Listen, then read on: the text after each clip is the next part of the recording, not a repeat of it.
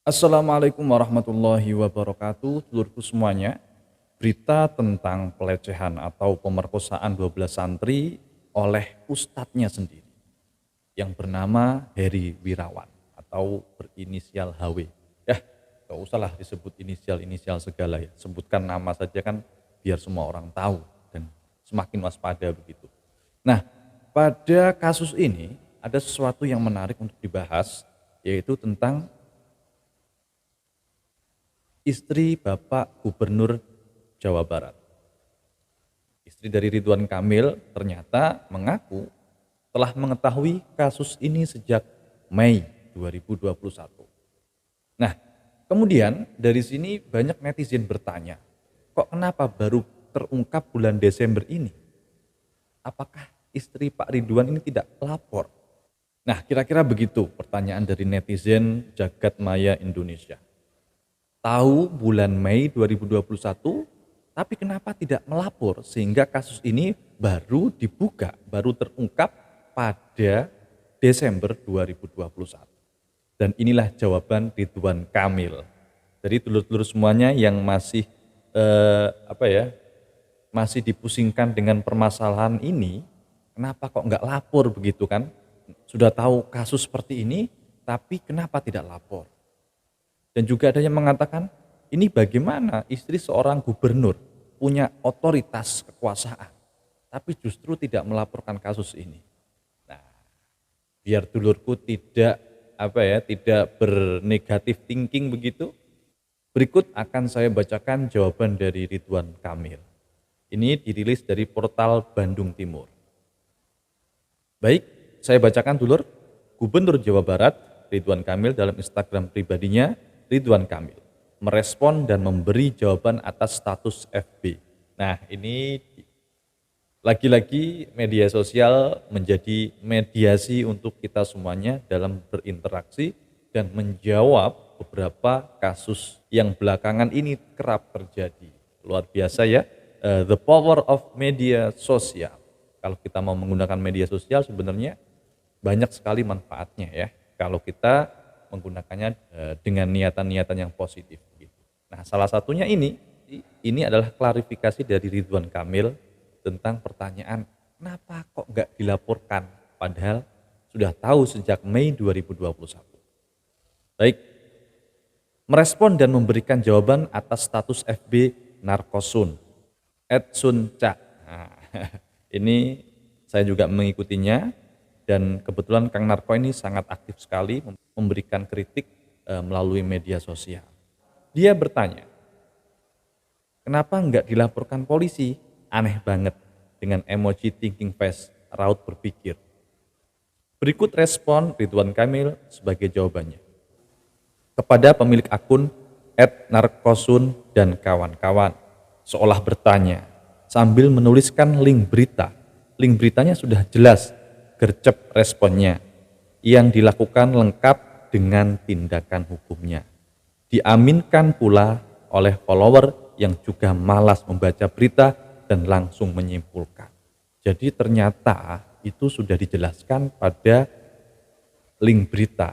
Tetapi permasalahan, lagi-lagi permasalahan kita sebagai netizen Republik Indonesia Raya itu kurang cermat dan kurang greget keingintahuannya itu sedikit.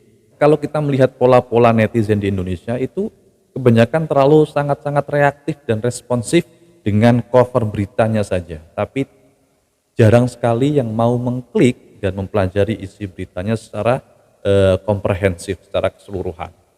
Nah, itu juga menjadi masalah dulur. Jadi kalau dulur misalnya ada sebuah berita, kemudian ada covernya, silahkan cari berita itu, ketik di Google misalnya tentang berita apa yang dulur cari, di situ bisa kita baca. Karena cover berita itu memang biasanya dibuat untuk untuk sebagai pemicu. Ya, kita tahu sendirilah bagaimana media itu harus bekerja. Mereka harus membuat judul-judul yang unik, judul-judul yang kontroversial, judul-judul yang sekiranya bisa membuat orang banyak bertanya begitu. Jadi sekali lagi melalui video ini saya juga mengingatkan kepada saya pribadi, juga kepada telurku semuanya, jangan terjebak oleh alur berita hanya melalui cover beritanya saja. Baik, saya lanjutkan. Kenapa?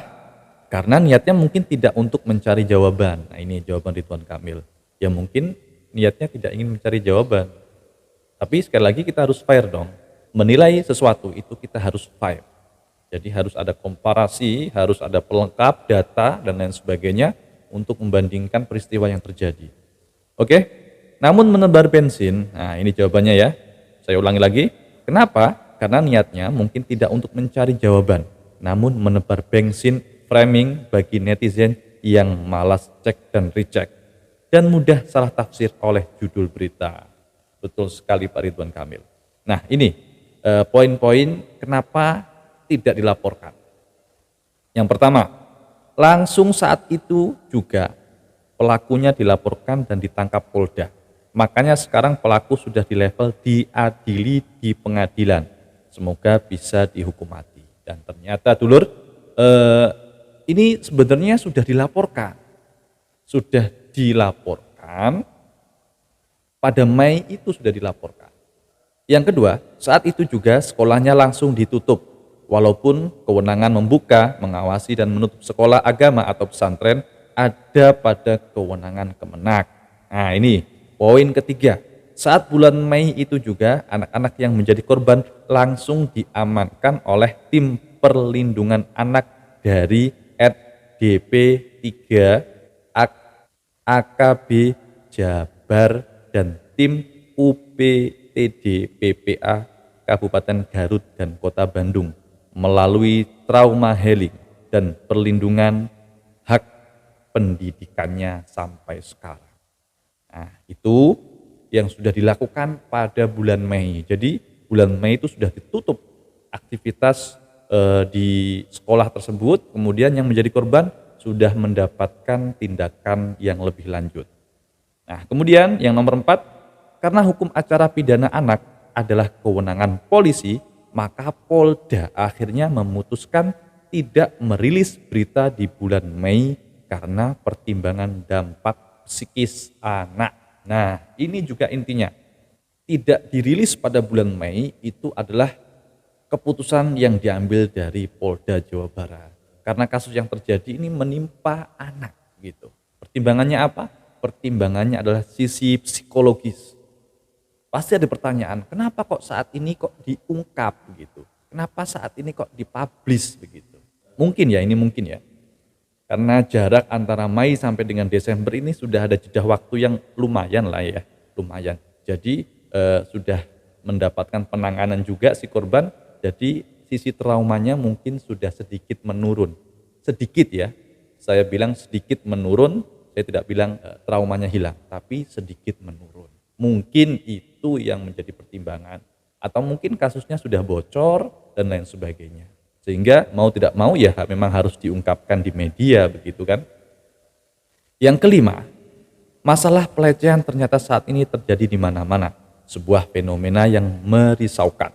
Semoga semua pihak sama-sama mencari solusi agar tidak terulang di masa depan sesuai kewenangan. Nah, itu yang kelima. Dan yang keenam, yang terakhir adalah termasuk mari sama-sama kita dorong segera diluluskan RUU penghapusan kekerasan seksual di DPR agar hukumnya lebih tajam ketimbang pasal-pasal KUHP. Nah, seperti itu dulu semuanya. Yang masih penasaran ya, kenapa istri Pak Ridwan Kamil ini tidak lapor, dan ternyata itu jawaban dan penjelasannya. Semoga bermanfaat.